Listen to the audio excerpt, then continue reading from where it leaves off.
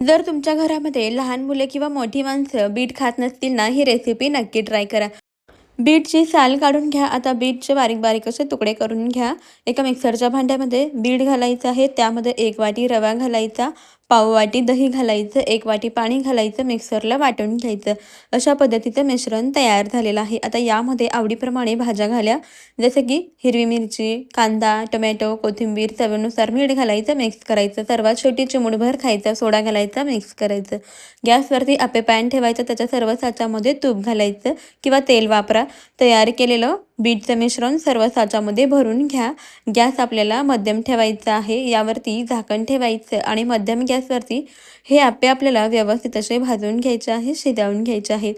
3 ते 4 मिनिटानंतर यावरचं झाकण काढूया. आप्पे मस्त टम्म असे फुगलेले आहेत. वरच्या बाजूने थोडंसं तूप सोडायचं आणि हे आप्पे पलटी करून घ्यायचे. पहा, एका बाजूने बीट व्यवस्थित भाजलेले आहेत. आता दुसऱ्या बाजूने सुद्धा आपण भाजून घेऊया.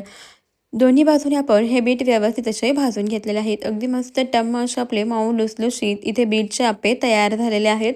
आतमधून छान जाळीदार सॉफ्ट असे झालेले आहेत. तुम्ही सुद्धा ही रेसिपी नक्की ट्राय करा. आवडली असेल तर लगेच संगीताज किचनला फॉलो करायला विसरू नका.